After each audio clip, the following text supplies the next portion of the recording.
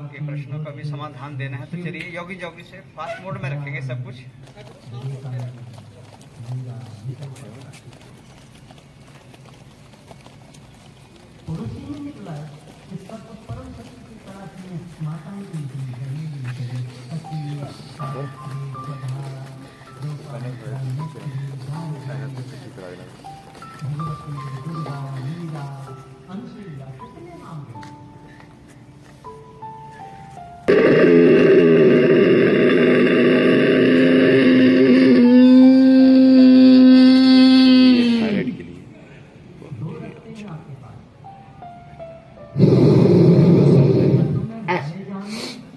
और गले की मसाज करके जिनको भी थायराइड पैराथायराइड ग्रंथि जिनकी T3 T4 TSH जिनके गड़बड़ा रहे हैं, हार्मोन निकलते हैं यहाँ से, दो हार्मोन यहाँ से पिट्यूटरी ग्लैंड से, और वही थायराइड की बीमारी और कुछ भी नहीं है। और थायरोक्सिन नाम की एक अंग्रेजी दवाई खिलाते रहते हैं, सालों साल जिंदगी भर खाते रहते हैं, माताएं बहनें ज्यादा हो रहा है, कोई समाधान नहीं है, इलाज नहीं है उसका।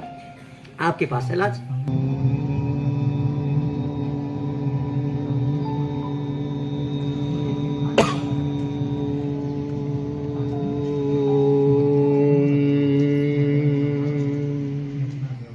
अपने भीतर इतने देर से, इतने समय से, पिछले 1 घंटे से जो दिव्य ऊर्जाएं हमारे भीतर आई हैं, उनको अपने शरीर में, अपने रोम रोम में, अपने एक एक सेल्स कोशिका में अनुभव कीजिए। मेरे भीतर सकारात्मक परिवर्तन हो रहे हैं। मेरे रोग व्याधि बीमारी कोई है, वो मेरे रोग वो बीमारी मिट रही है। वहां ध्यान कीजिए उस शरीर के हिस्से पे। मेरे भीतर कोई गलत आदत थी, मैंने आज से उसको मैं छोड़ रहा हूं, उसका त्याग कर रहा हूं। अब जो जीवन मुझे अच्छा बनाना है तो मुझे अच्छे रास्ते पे चलना ही पड़ेगा। और एक बार अच्छे रास्ते पे हम चल पड़े तो फिर पीछे नहीं मुड़ना है, वापस नहीं हटना है। बार बार अपने संकल्प में विकल्प नहीं रखना। एक बार कोई दृढ़ निश्चय कर लिया अच्छे के लिए तो निरंतर गतिशील रहिए, उसकी तरफ आगे बढ़ते रहिए। वेद का आदेश है, प्रारभ्यते न खलु विघ्न विहीन नीचा, प्रारभ्य विघ्न विहिता विरमन्ति मध्या, विघ्न पुनः पुनरपि प्रत्यहन्यमाना, प्रारभ्य च तुम जना न परित्यजन्ति।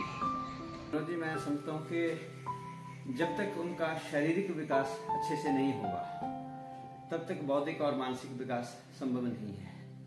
तो आजकल के बच्चों को, युवाओं को सबसे ज्यादा जो दिक्कत है वो है आलस में, प्रमाद में। जैसे बच्चों का जो लाइफस्टाइल है ना, इससे बहुत बड़ी दिक्कत हो रही है बच्चों को।